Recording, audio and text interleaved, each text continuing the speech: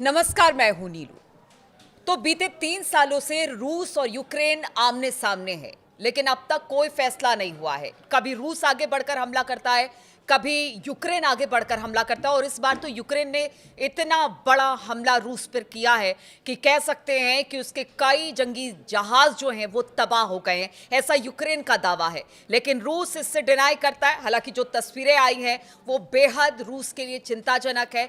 कितना नुकसान हुआ है और अब इसके आगे क्या रूस यहीं पर रुकेगा? क्योंकि जिस तरह के हमले के दावे यूक्रेन कर रहा है, उसके बाद रूस तो यहां रुकने वाला नहीं है। इसी पर बातचीत करने के लिए मयंक मेरे साथ है। मयंक, जिस तरह का हमला यूक्रेन ने रूस पर किया है, जवाब हमने देखा कि पीछे कुछ दिनों में पुतिन और रूस जबरदस्त तरीके से यूक्रेन पर हमला कर रहे थे, लेकिन अब बड़ा हमला करके यूक्रेन ने यह बता दिया है कि वो भी पीछे नहीं है। लेकिन इसके बाद सबके मन में सवाल यही उठ रहा है कि पुतिन यहां पर तो चुप नहीं रहेंगे। अब आगे क्या देखते हैं आप? देखिए, सबसे पहली बात तो कि रूस पे ये रूस के इतिहास में ये सबसे यूएसएसआर को भी अगर हम शामिल कर लें इसमें, तो ये रूस के इतिहास का सबसे बड़ा अटैक है। इसमें 5 एयरबेस पर ये हमला हुआ है और इस हमले में 41 फाइटर जेट्स जल के तबाह हो गए हैं। मतलब रूस सेकेंड के वर्ल्ड वॉर के बाद शायद इतना बड़ा नुकसान एक बार में रूस को पहली बार हुआ है। देखिए, 5 एयरबेस हैं: Belaya airbase, Olenya airbase, Diaghilevo airbase, Ivanov airbase और अमूर एयरबेस। ये 5 एयरबेस पर यूक्रेन के ड्रोन से हमले हुए हैं, जिसमें 41 फाइटर जेट्स जो हैं वो जल के तबाह हो गए हैं, जिनकी तस्वीरें सोशल मीडिया में सब तरफ छाई हुई हैं। अब देखिए, बड़ी गौर करने वाली बात यह है, जो बेलाया एयरबेस है इसकी यूक्रेन से दूरी है 4300 किलोमीटर। ओलेन्या एयरबेस है, इसकी दूरी है 3674 किलोमीटर। डाइगिलेवो एयरबेस है, इसकी दूरी यूक्रेन से है 2161 किलोमीटर। इवानोव एयरबेस है, जिसकी दूरी यूक्रेन के सीमा से है 2000 किलोमीटर। और अमूर एयरबेस है, जिसकी दूरी है 6000 किलोमीटर। अब आप सोचिए रशिया के कितने डीप इनसाइड ये हमले हुए हैं, पहली बात। दूसरी बात, ये हमले करने का तरीका बहुत ही ऐसा है जो जिसकी आप बता रहे थे, चर्चा कर रही थी कि ये बड़ा अजीबोगरीब तरीके से ये हमला हुआ है। सुनिएगा जरूर कि किस तरह से यूक्रेन ने निशाना बनाया, क्योंकि रूस के अंदर घुसकर और रूस में इतनी तबाही लाना बहुत बड़ी बात होती है। मयंक बताएंगे किस तरह से आखिर इस हमले को अंजाम दिया गया? मयंक, बताया जा रहा है कि यूक्रेनी जो एजेंट्स हैं उन्होंने एफपीवी, जो जिस ड्रोन का इस्तेमाल किया गया है, इसका नाम है एफपीवी, फर्स्ट पर्सन व्यू इसका फुल फॉर्म होता है। इस ड्रोन से ये हमले हुए। कुछ ट्रक्स में, बड़े ट्रक्स में जो होते हैं, इसमें लकड़ी के केबल्स बना के ये ड्रोन को उसमें छुपाया गया था।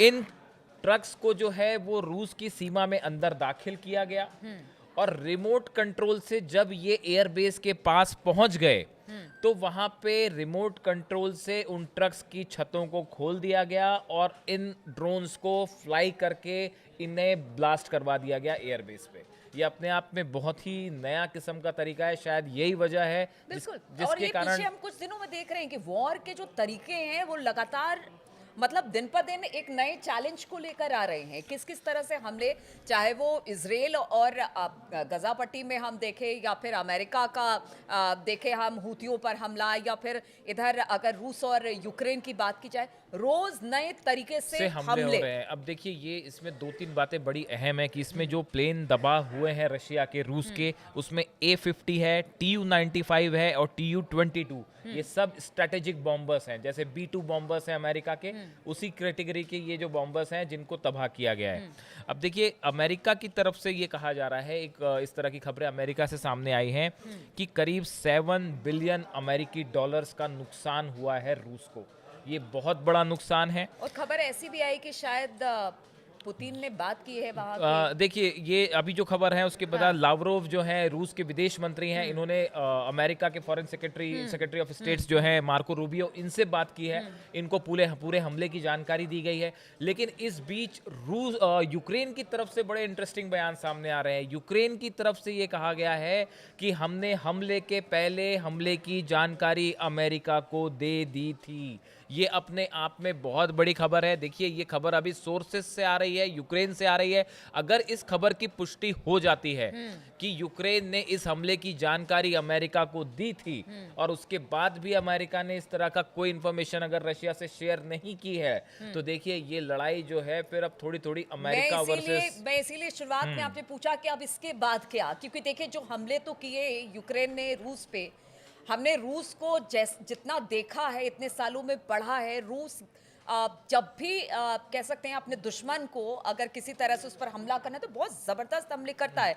अब इतना बड़ा नुकसान हुआ है तो रूस तो रुकने वाला नहीं है, यानी कुछ तो आगे बड़ा होने वाला है। इस्तांबुल में जो है वो सीज फायर पे बात होनी थी रशिया और यूक्रेन के बीच में, तब वो सीज फायर की बात तो रही एक तरफ।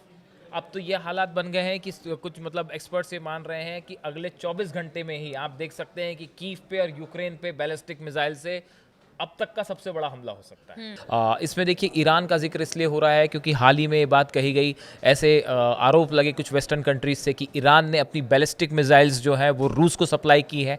उसी तरह ये भी कहा जाता है कि जो ईरान का शाहिद 149 ड्रोन है, जिसका जिक्र खुद ट्रम्प कर चुके हैं, कह चुके हैं कि बड़ा ही सस्ता और प्रभावशाली ड्रोन है, दे मेक गुड ड्रोन्स, ऐसा कहा था ट्रम्प ने। तो ये माना जा रहा है कि ईरान के जो सप्लाई किए गए ड्रोन्स हैं 149 शाहिद 149 ड्रोन्स, इसका इस्तेमाल भी रशिया कर सकता है यूक्रेन पर हमला करने के लिए। और ये यहाँ से ये युद्ध जो आपका सवाल है कि आगे कहाँ जाता दिख रहा है, देखिए 2-3 पॉसिबिलिटीज़ हैं। पहला तो अब इसमें अमेरिका की भूमिका क्या रहेगी, क्या ये लड़ाई, देखिए कुछ समय पहले, अभी कुछ ही दिन पहले की बात है, जिस तरह से ट्रम्प ने कहा पुतिन के लिए कि पुतिन जो है बेगुनाहों को बेवजह मार रहे हैं यूक्रेन में, और यहाँ तक कि उन्हें क्रेजी तक कह दिया था। उसके बाद जो है वो रूस की तरफ से भी बड़ा सख्त जवाब आया था, तो कि आप आग से खेल रहे हैं। तो देखिए ये अब जो स्थिति है, ये वॉर ऐसा लग रहा था कि सीज फायर की तरफ बढ़ेगा या ये खत्म होने की दिशा में, लेकिन इस हमले के बाद रशिया यूक्रेन वॉर पूरी तरह से टर्निंग पॉइंट है। बिल्कुल मयंक, जिस तरह से अगर ट्रम्प की बात की जाए, जैसे उन्होंने शपथ ली थी जनवरी में, कह दिया था हर जगह शांति चाहते हैं, पीस चाहते हैं, चाहे वो इजराइल हो, गजा हो या यूक्रेन हो, रशिया हो, लेकिन हर जगह हम देख रहे हैं कि स्थिति खराब ही हो रही है। यहाँ से और मतलब जिस पीस की बात को लेकर ट्रम्प आए थे वो स्थिति और बिगड़ती चली जा रही है, यानी वर्स्ट कंडीशन की तरफ आगे बढ़ रही है ये तमाम युद्ध जो चल रहे हैं। इसमें जो है अगले 24 घंटे के अंदर ही आप देखिए कोई बड़ी खबर आने वाली है यूक्रेन और रूस वॉर को लेकर। सीज फायर वाली बात तो अब बिल्कुल डिरेल हो चुकी है, इसमें कोई शक नहीं है। इस हमले के बाद अब सीज फायर की तो संभावना ही नहीं दिख रही है। अब रूस की तरफ से बड़ा अटैक किया जाएगा, इसमें कोई दो राय नहीं है। और जैसा एक्सपर्ट्स मान रहे हैं कि उसमें ज़्यादा वक्त भी नहीं लिया जाएगा, और हो सकता है कि अगले कुछ घंटों के अंदर ही आप देखें यूक्रेन और कीव पे जो है वो अब तक जितने बैलिस्टिक मिसाइल से हमले हुए हैं उसमें सबसे बड़ा हमला अगले 24 घंटे में हो सकता है। बिल्कुल, तो कहा जा रहा है यूक्रेन ने तो अपनी बाजी खेल दी है, अब रूस की बारी है, और रूस इसको किस तरह से ले रहा है, क्योंकि इस वक्त आंकलन किया जा रहा है रूस में कि कितना नुकसान हुआ है, अब किस तरह से यूक्रेन से निपटा जाए। क्योंकि पुतिन को पहले भी हमने सुना, उन्होंने कहा कि देखिए अगर यूक्रेन नहीं मानता है तो फिर हम परमाणु अटैक भी कर सकते हैं, इस बात को भी उन्होंने कहा है। अब जैसी स्थिति बन रही है उसके बाद आगे क्या होगा, इस खबर पर लगातार हमारी नजर बनी रहेगी। आप बने रहिए हमारे साथ।